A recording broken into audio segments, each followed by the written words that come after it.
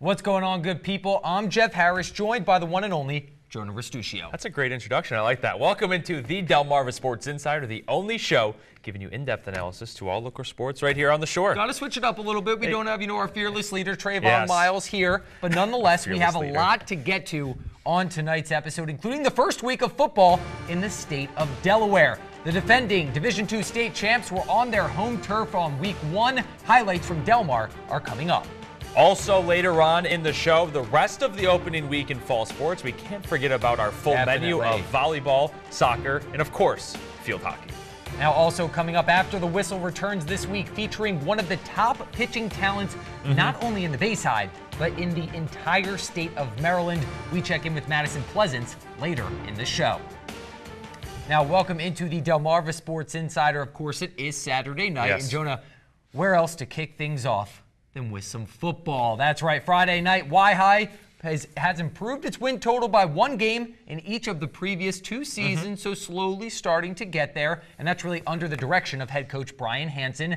Judging off that theme, at least a 5-5 season should be in the cards for the Indians, right? You would think. That's the plan. A win last night over a 1-0 Stephen Decatur team would tilt those chances in the right direction.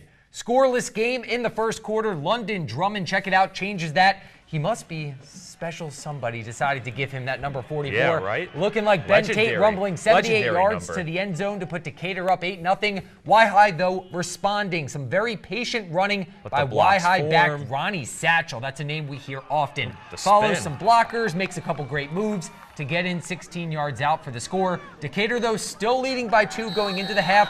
Midway through the third quarter, Weehawken going to take the lead. Tough 2-yard run by Cam Cota puts Weehawken up 12-8, and then they break it open late in the fourth. Khalil Evans faking everybody out, really, myself included, on the naked bootleg.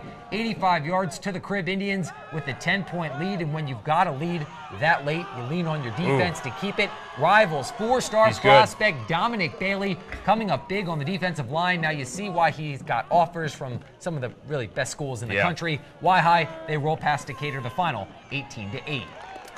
Headed up north, Bennett visiting Kent Island. KI down 13-6, but the safety, Jeff, the safety off the punt makes it 13-8. That just gave the offense the push they needed. Kwan Johnson gets his face ripped off and scores to give the Bucks the 14-13 lead. And then, Jeff, this kid's a freshman.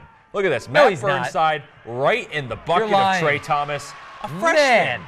How old is he? 15, 16? Don't even know if he has his permit. My freshman year 21-13, and then driving again. Burnside. This kid's got a missile of an arm. Chase Cooney, he gets the foot down. Get those toes in. 22 unanswered in the second quarter for the Bucks. They take it over Bennett 38-27. Now staying up north, Queen Anne's, you see him there in Easton. Lions looking for a bounce-back win against a good Warriors team. After an Easton field goal, Ryan Muller finds the hole and hits 56 yards to put the Lions up 7-3. Now Ryan O'Connor wants some of that too. Check this out. Goes to the right. He doesn't like what he sees there. Going to reverse field. Let's go the other way. And then eventually, here it is, just dives into the end zone. Why not? His 6th total touchdown of the year in the first 2 games puts Easton up 9-7. Easton, they would have the lead all night, but a late comeback by QA at home gives them their first win of the year. The final high-scoring affair, 36-30.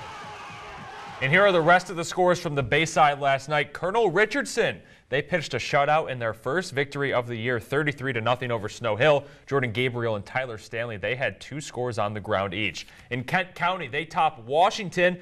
Colby Waters with 2 scores in that one. KC 20-6 over the Jags. And transitioning to today, a heavyweight battle. Here it is, Rocky Balboa. Parkside hosting North Carolina. Both teams coming off week 1 blowouts. First quarter, who else? The senior, Joey Bilstein, breaks 2 tackles to find the open grass. Been a huge part of the Bulldogs' success early on. 7-0 away team. Parkside, they were struggling to move the ball all game, really. In the rain, not the best. Rather, Make Smiley airs it out, but Ray Bauer rips it out of the receiver's hand for the interception. North Carolina will go into the half up by that same score, 7-0. Rest of the game looked pretty much the same. Nothing going for the Rams. Ryan Sisley with the tackle in the backfield. North Carolina with a convincing win over Parkside, the final 20-0. It's just hard-nosed running. We don't have a lot of flashy plays where we're throwing the ball around a lot, so we just like to ground and pound. And it's easy when you've been running this stuff and you're confident, and I'm confident in my alignment, and all these backs are confident. You know, it's good to hear, it's good to see, but you know, we're not thinking about that right now, because the second you start taking things for granted, you lose them. So we're just trying to stay hungry.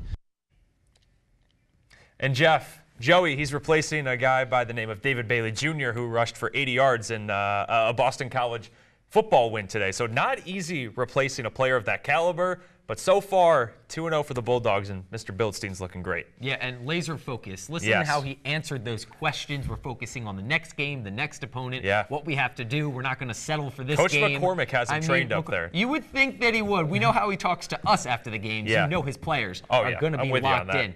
That is, though, unfortunately, all the action we have for Maryland. But coming up after the break, it was the first week of football. We mentioned it at the top of the show in Delaware, with all of our teams here on the shore in action. Highlights from around the Henlopen are coming up next. This is Ken John Wayman, North Carolina football, and you're watching Jamal vs. Sports Insider.